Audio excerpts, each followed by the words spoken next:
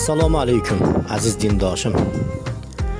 Ajr xalq xayri fondi o'zining 2026-yildagi fevral oyidagi ehsonlarini tarqatishni boshlamoqda.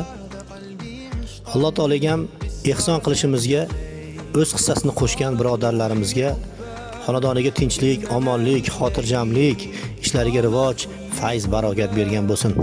Osmonu yerdan kelayotgan har xil ofat balolardan o'z hizbi himoyasida asragan bo'lsin. Birodarlar, Janob payg'ambarimiz aytganlaridek, bir mayiz berib bo'lsa ham o'zingizni himoya qiling degan ehson qilishni o'zimizga odat qilaylik. Chunki ehson har xil ofatlardan, balolardan asraguvchidir.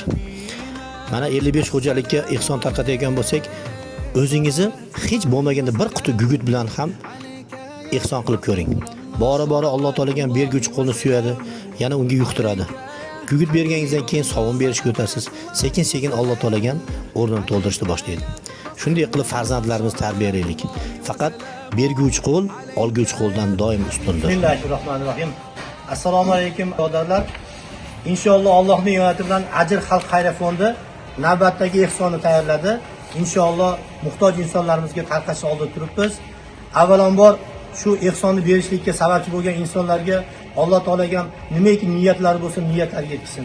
Alloh taolaga ham oilasiga tinchlik, omonlik, xotirjamlik bergan bo'lsin.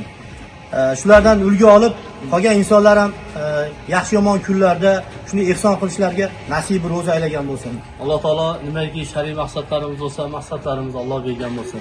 Shu ehsonga sababchi bo'lgan aka-ukalarimiz, yori birodarlarimiz, onalarimiz befarq bo'lmadi. Alloh taolo topganiga, moliga, joniga baraka bersin. Alloh taolo barchalarimizni qilgan gunohlarimizni afv etgan bo'lsin. Alloh taolo barchalarimizni jannatlar bilan mukofotlagan bo'lsin. Inshaalloh har doim ehsonga sababchi bo'lgan aka-uka, yori birodar, Rossiyada yurgan, musofirlarda yurgan akalarimizni Alloh taolo o'z himoyada asragan bo'lsin.